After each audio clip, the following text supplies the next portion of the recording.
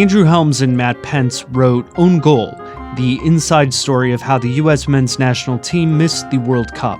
The actual own goal that doomed the United States in 2018 becomes a metaphor for bad mismanagement, poor development, and infighting that doomed the US men's bid to qualify in the World Cup. That analysis and reporting is great, and it hits at the big problems with American soccer today. But the US soccer problem goes back a lot further than that. This chart shows the US men's national team's World Cup record. At the top are the best finishes. The highest dot, it's 3rd place. At the bottom, 16th place. And all these dots, these are the times the 3rd most populous country with the largest global wealth failed to even qualify. This is bigger than an own goal. And it's not because soccer isn't as American as apple pie. We have proof. Americans suck at the game they call soccer, but they're also the best in the world. These are the US Women's World Cup performances since play started in 1991. Champs, champs, champs. It's not about American culture. It's about the American men's game. And when you stop looking at the present and start looking at the past, you find a lost golden age of American soccer. You also find the reason it's been doomed for almost 100 years.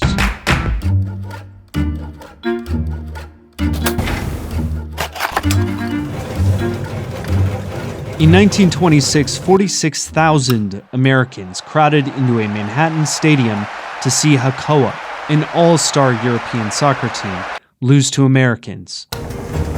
In the paper that same day, a season-high Yankees baseball game that 4,000 fewer people went to see.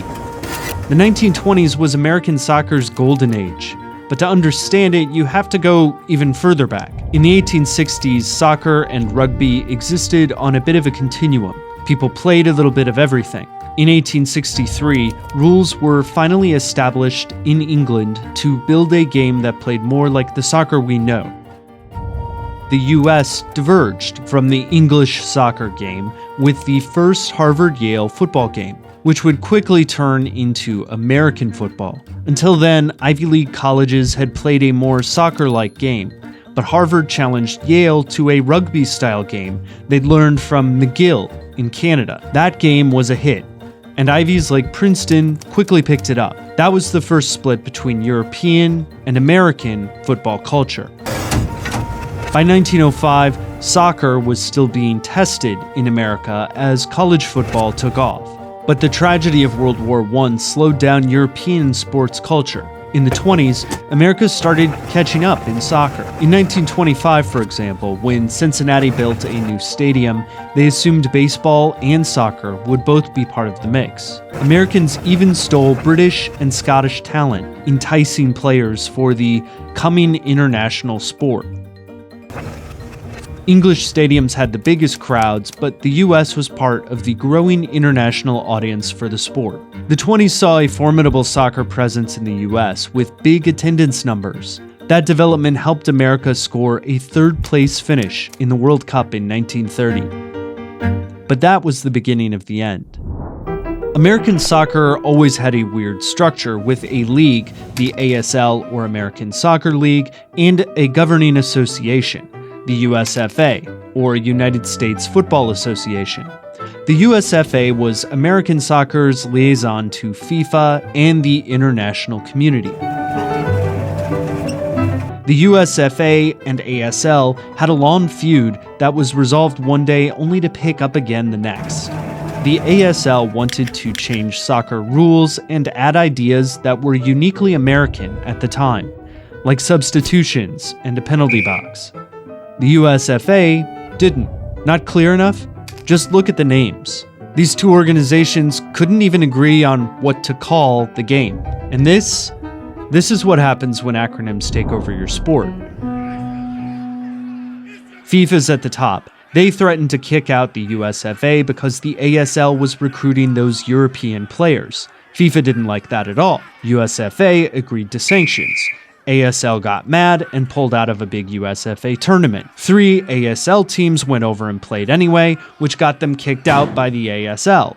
They whined to the USFA, which kicked out the ASL. So then the ASL played without USFA approval, so the USFA made a new league with their own teams. Yeah. All this acronym infighting split soccer teams, players, and fans in half. Civil wars, they are not fun. They patched things up again in 1929, but it was too late.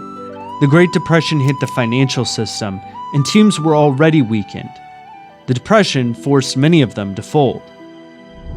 The United States entered a soccer dark ages, while Europe and South America steadily built the sophisticated leagues that people wish America had today. Short-lived American leagues have had cash, but the mass enthusiasm was stuck in the 1920s. For women, a small fan base and lack of private development wasn't a problem. Development of the women's game was behind the men's game across the world. In the absence of a significant league business, federal programs like Title IX in America effectively mandated a women's team in schools wherever there was a men's team. But for men, you can rightly talk about development leagues and bad coaching and own goals. But when you see a pie like this, you don't blame the crust or the apple orchard or the textured aluminum wrap. You blame the thing that smashed it. The soccer wars put the United States on the sidelines during a crucial half-century in which global sports acquired fans, talent, and cash. Can American men catch up today? Maybe, but it's a long shot.